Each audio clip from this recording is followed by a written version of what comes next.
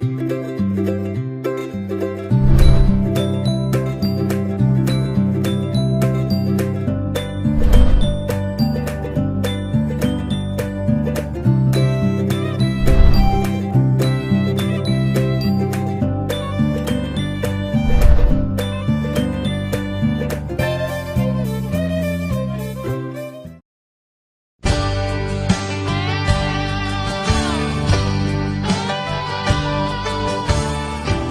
days it's like I just can't rise above the little things that get me down.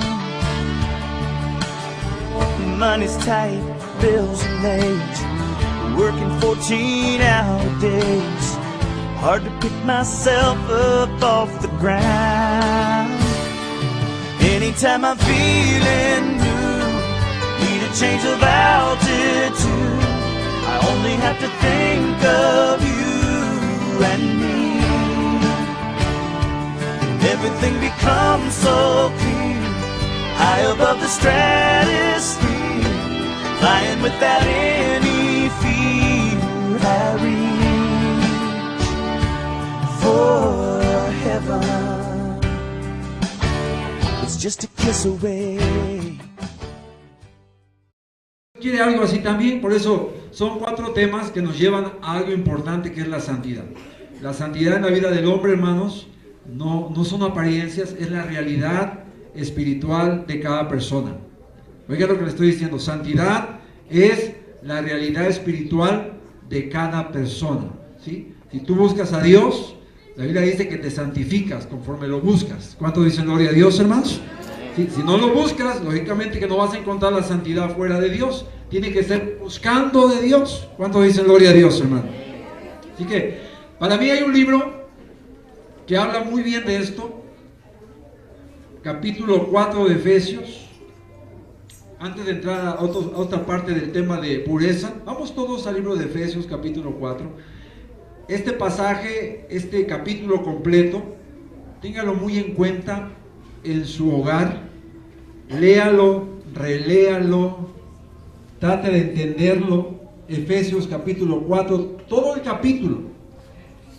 De hecho, desde el verso 17 al 30 y tantos, es donde habla específicamente de cosas que debemos de dejar. Pero el capítulo 4 nos lleva a la unidad del Espíritu, a la santidad, a ser uno con Dios, como pueblo de Dios.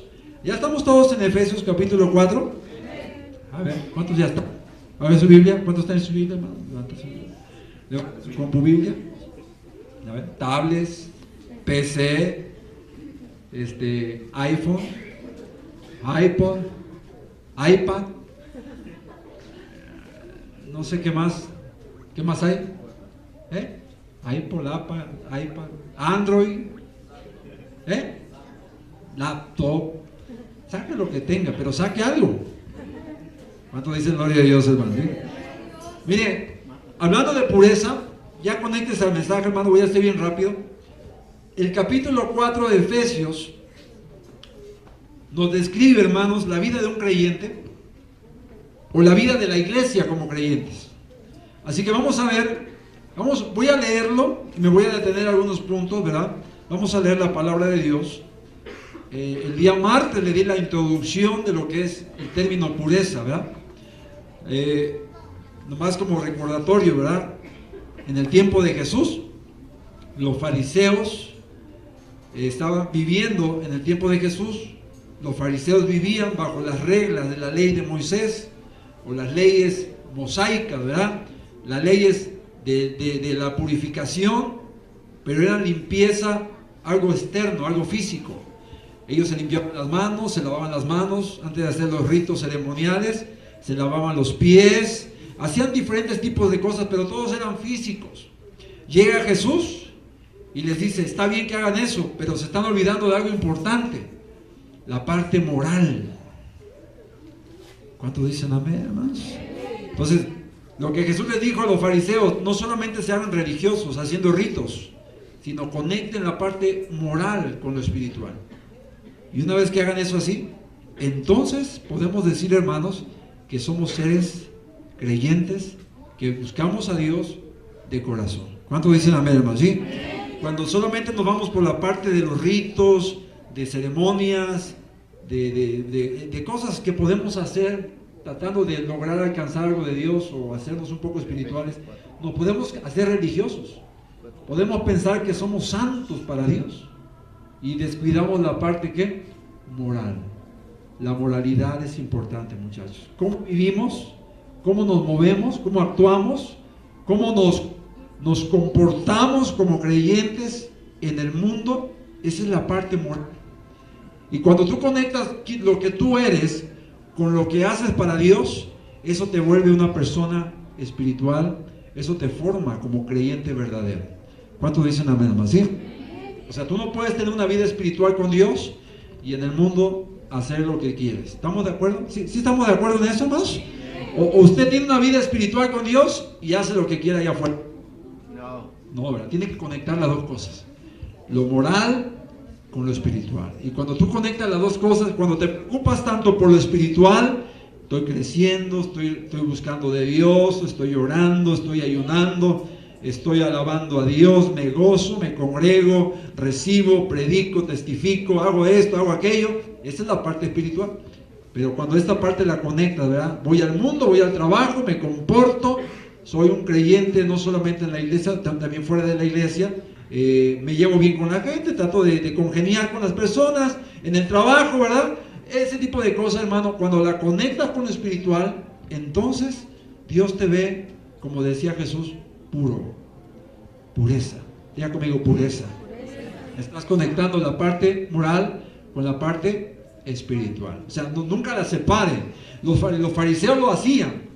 Ellos se comportaban haciendo ritos y cuanta cosa, y llega Jesús y le dice: sepulcros blanqueados, limpios por fuera, pero están sucios por dentro. Quiere decir que estaban descuidando la parte moral. Lo que Jesús dijo es: conecten lo que hacen espiritualmente hablando con la vida que llevan. ¿Sí está entendiendo esa parte, hermanos? O sea, pastor, ¿quiere decir que en mi trabajo tengo que tener un comportamiento? Sí. Imagínate que en la iglesia, gloria a Dios, levanta las manos, gloria a Dios, está adorando a eso. Y vas al trabajo y de repente ves algo más puesto y dices: ay, gloria a Dios, aleluya. ¿Cómo se llamaría eso? Ya es algo que está mal. ¿Estamos de acuerdo, hermanos? Ya es algo indebido. Entonces, ¿qué pureza habría ahí? Nada. Te olvidaste de la parte moral. ¿Estamos de acuerdo, muchachos? ¿Están entendiendo? Que Jesús le dijo a los fariseos: sepulcro blanqueado, porque solamente hacen ritos, pero moralmente están por los suelos. Jesús dijo, ¿verdad?, en alguna forma, que conectáramos una cosa con la otra, ¿verdad? Entonces, Efesios capítulo 4, ese capítulo, hermanos, todo el capítulo, hermanos, nos habla de la forma que debemos de vivir de alguna manera como iglesia, pero también fuera de la iglesia. Háblese en nuestro hogar, háblese en la familia, háblese con los hijos, en el trabajo. Todos tenemos que tener una forma de comportamiento. Pastor, pero todavía me cuesta. Pero trabaja sobre eso. ¿Cuántos dicen amén, hermanos? Acuérdense que no venimos aquí a darnos baños de pureza. No, porque Dios conoce nuestra vida, ¿sí? Aquí venimos a ver cómo Dios quiere vernos y trabajar en nuestras áreas. Cada quien tiene un talón de Aquiles. Cada quien tiene una parte que tiene que trabajar. No todos andamos iguales. ¿Estamos de acuerdo? A algunos les costará más una cosa, a algunos les costará más otra, pero lo importante es que cada quien analice su vida a la luz de la palabra. ¿Cuántos dicen amén? ¿Sí? Aquí el que tiene la razón es Dios y su palabra. Denle un aplauso al Señor, hermano. Gloria a Dios. Pero déselo fuerte. A ver, ¿dónde están los que alaban al Señor en la semana? ¿Cuántos dicen gloria a Dios, hermano? A su nombre. Libérese alabando al Señor. Alabe al Señor. ¿Tienes problemas? Canta alabanza, dice la palabra. Dice la Escritura, en el nombre del Padre, del Hijo y del Espíritu Santo, en Efesios capítulo 4. Voy a leerlo rápido y me voy a detener en algunas cosas. No pierda de vista la palabra pureza, que es el tema que estamos mirando. Pero este capítulo de Efesios se presta mucho, hermanos, para que lo estudiemos, hablando de nuestro comportamiento dentro de la congregación, pero también fuera de la congregación. Dice la palabra en el verso 1, hablaba Pablo y decía: Yo pues, preso en el Señor, ¿estamos ahí? Dice, os ruego, y ahí empieza, hermanos, hablando de la limpieza espiritual, de lo que predicaba Jesús. Pablo lo entendió. Acuérdense que Pablo era fariseo de fariseos. Mire, hermanos, hablando de religiosidad, Pablo era religioso, pero de los buenos, ¿sí? Pablo era de los que decían, no, hay que cumplir tal y como está en la ley, así hay que hacerlo así, ¿verdad? Por eso le dieron cartas, ¿verdad? Los sacerdotes, los principales sacerdotes, para perseguir a los primeros cristianos, porque él trataba de guardar la ley tal y como era. Él era fariseo de fariseos, o sea que era un religioso extremo. ¿Estamos de acuerdo? Él era extremo. Él, en cuanto a ritos, era yo creo que era el mejor de todos. Imagínense, Gamaliel fue su maestro, y Gamaliel era uno de los principales de aquellos tiempos. Entonces llega Jesús, lo tumba del caballo, camino a Damasco, dice en el libro en la palabra, ¿verdad? Que en el libro de los Hechos, que cae del caballo, ¿verdad? Y le dice, ¿y quién eres tú? Yo soy Jesús, a quien tú persigues. Se le reveló Jesús a Pablo. Y entonces vemos aquí a un Pablo totalmente cambiado. Acuérdense que hablábamos de un Pedro cambiado, ¿sí? Un Pedro que cuando andaba con Jesús 3 años y medio caminó con él, ¿verdad? Le corta la oreja a un soldado cuando iban a arrestar a Jesús, y de repente también negó a Jesús, ¿verdad? Entonces Pedro en esa etapa estaba siendo cambiado, mudado en otro hombre. Y ya en las epístolas de Pedro vemos a un Pedro que dice, hijitos míos, ya habla diferente, ha sido cambiado. ¿Cuántos dicen amén más? ¿Cuántos de ustedes se acuerdan cómo hablaban antes? Ay, pastor, pura alabanza salía de mi boca.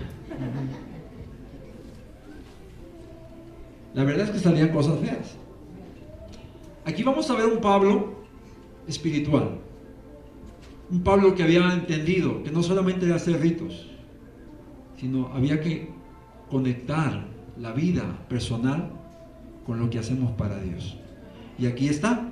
Yo pues, preso en el Señor, os ruego, y ahí empieza a dar su experiencia, ¿verdad? Que andéis como es digno de la vocación con que fuisteis llamados.